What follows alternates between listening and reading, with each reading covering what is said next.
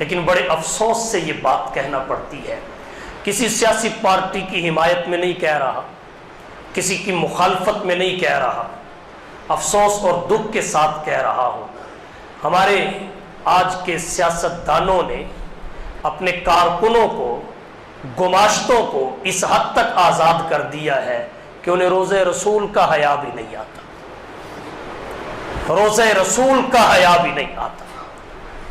اور جب سے محسوس مت کرے، جب سے یہ پی ٹی آئی ہے اس وقت سے ہمارے معاشرے میں عدم برداشت کو فروغ ملا ہے، عدم برداشت، پگڑیاں اچھلی ہیں، داڑھیوں پہ ہاتھ ڈالے گئے ہیں، لوگوں کی عزتوں کو تار تار کیا گیا ہے، خاتونوں کو، خواتین کو مسلا گیا ہے، روندا گیا ہے، اور یہ شر روزہ رسول تک جا پہنچا۔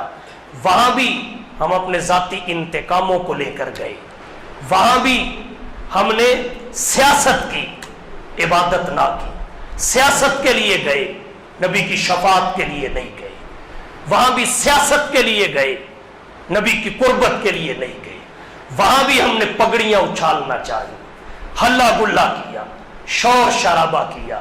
تو بتائیے ہم نے کیا سیکھا؟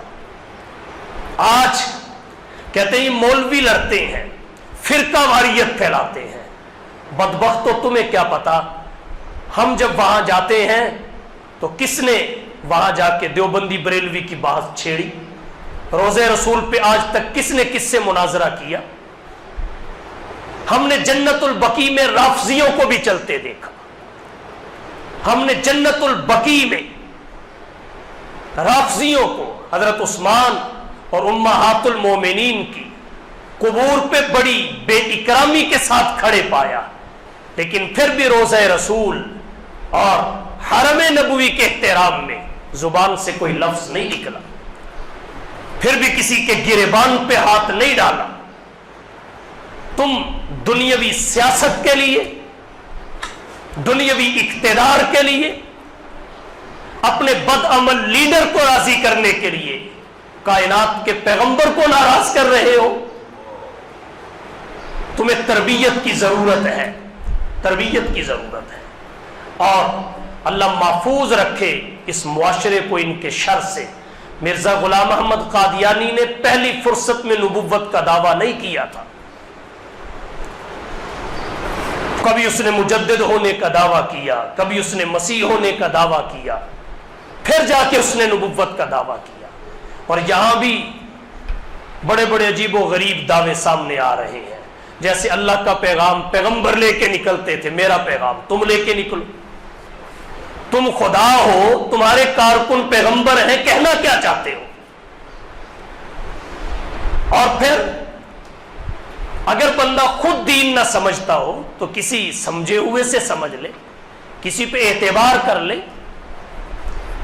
اگر خود کوئی کام نہیں آتا کسی سے سیکھ لے۔ روزہ رسول کی جو توہین ہوئی، حرم نبوی کی جو بد تہذیب طبقے اور پارٹی نے توہین کی، اس کی جتنی مذمت کی جائے اتنی ہی کم ہے۔ رسول اللہ کی اس سے بڑھ کے گستاخی کیا ہو سکتی ہے کہ جہاں حرم نبوی کے ائمہ نماز پڑھاتے ہوئے قرات بھی اس طرح کھل کے نہیں کرتے جس طرح حرم مکی کے ائمہ کرتے۔ حرم مکی کے ائمہ کی قرات آپ سنیے، وہ کس کشادگی کے ساتھ قرات کرتے ہیں۔ اب یہ نہیں کہ حرم نبوی اور حرم مدنی کے ائمہ جو ہیں ان کی آواز بلند نہیں ہو سکتی، ان کے لہجے میں اور قرات کے انداز میں وہ اٹھان نہیں آ سکتی، سب کچھ ہے، لیکن ساتھ کائنات کے رسول سوئے ہوئے ہیں، رسول کا ادب مانے ہیں، ادب مانے ہیں۔ یہ سیاسی فرقہ واریت اس حد تک بڑھا دی گئی کہ آنے والے دنوں میں بیٹا باپ کے گریبان کو نوچے گا، چھوٹا بھائی بڑے بھائی کی پگڑی اچھالے گا۔ تو خدا را سمجھیے، سمجھیے، ایک حد میں رہیے، سیاسی اوقات میں رہیے۔ اختلاف رائے ہو جاتا ہے، اور اختلاف فقہا میں بھی ہے، فقہی مسائل میں ابو حنیفہ سے امام مالک بھی اختلاف کرتے ہیں، امام محمد سے امام شافعی بھی اختلاف کرتے ہیں، امام احمد بن حنبل بھی اختلاف کرتے ہیں، لیکن کبھی کسی نے کسی کی پگڑی نہیں اچھالی، کبھی کسی نے کسی کی پگڑی نہیں اچھالی۔ بڑے دکھ اور افسوس کے ساتھ کہنا پڑ رہا ہے، ہمارے نوجوان طبقے کو بے لگام کر دیا گیا، ہمارے نوجوان طبقے کو بد تہذیب بنا دیا گیا، ان سے اخلاق چھین لیا گیا، ان کی شرافت کا جنازہ نکال دیا گیا، نبی کی حرمت اور وقار دلوں سے نکال دیا گیا، اور ہم نے حرم نبوی کو، روضہ رسول کو بھی پارلیمنٹ ہاؤس سمجھ لیا، ڈی چوک سمجھ لیا۔ اپنی عقل کا ماتم کرنا چاہیے، اور پھر گالیاں علماء کو دیں، تہذیب یافتہ طبقے کو دیں۔ تمہیں پاکستان کی حکومت مل بھی جائے تو تم کیا کر لو گے جب ادب تمہارے اندر نہ ہوا؟ دین تو ادب سکھاتا ہے۔ ریاست مدینہ کا نام لینے سے ہم کامیاب نہیں ہو جائیں گے۔ ریاست کی کون سی شک ہم نے اپنے ملک میں نافذ کی ہے؟ ریاست کا کون سا ضابطہ ہم نے اپنے ملک میں نافذ کیا ہے؟ ریاست مدینہ کا کون سا اصول ہم نے ملک میں نافذ کیا ہے؟ کہنا خاتم النبیین نہ آئے، پتہ اتنا بھی نہ ہو کہ عید کی نماز پڑھ کے گلے نہیں ملا جاتا، بعد میں خطبے ہوتے ہیں، پتہ اتنا بھی نہ ہو کہ طواف کرتے وقت یہ حجر اسود کا استلام کر رہے ہیں، یہ مجھے سلام کر رہے ہیں، پتہ اتنا بھی نہ ہو کہ مرد و عورت کا اختلاط کس حد تک ممنوع ہے، پتہ اتنا بھی نہ ہو کہ لڑکیوں کو پردے میں رکھا جاتا ہے یا چوکوں میں نچایا جاتا ہے۔ اور ہماری قوم بہہ گئی صرف اس ریاست مدینہ کے لفظ پہ، دھوکے میں آ گئی ریاست مدینہ کے لفظ سے۔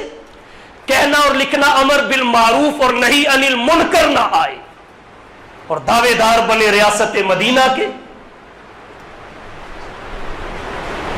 آتا جاتا کچھ بھی نہ ہو، روزے کی حالت میں تقریر کے دوران سر عام پانی پی لیا جائے، اور دعویٰ کرے ہم ریاست مدینہ کا۔ کچھ سوچنے کی ضرورت ہے، کچھ سوچنے۔ اللہ کے نبی نے ایک عرصے تک منافقوں کو بھی کچھ نہیں کہا، اور ہمارے یہاں اس حد تک بے ادبی اور بد اخلاقی پھیل گئی کہ روزہ رسول کا حیا اور احترام بھی نہیں آیا۔ اب بھی کچھ لوگوں کو اس لیے تکلیف ہوگی کہ یہ نبی کے روزے کا ادب کیوں بیان کر رہا ہے، خان صاحب کے فضائل کیوں بیان نہیں کرتا۔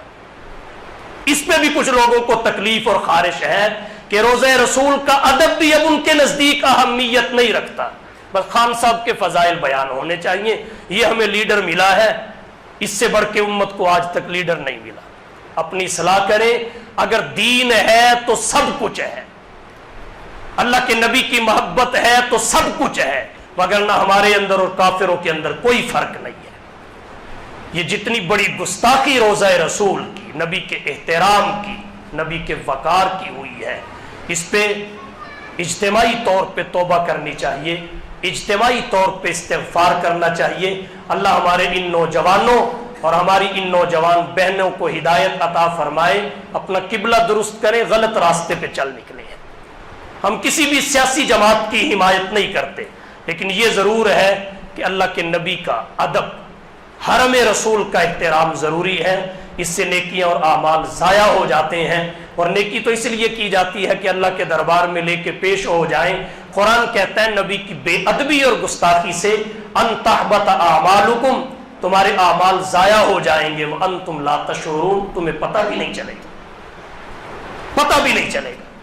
تو اپنا قبلہ درست کریں۔ یہ سیاست دان ہمارے گھروں میں دانے نہیں ڈالتے، یہ ہمیں کائنات کی دولت دے بھی دے تو ہمیں نہیں چاہیے، ہمیں اللہ کے رسول کی شفاعت چاہیے، ہمیں رسول کا قرب چاہیے، ہمیں خاتمہ بالخیر چاہیے، قیامت کے دن اللہ کے نبی کی شفاعت چاہیے، اور کچھ نہیں چاہیے۔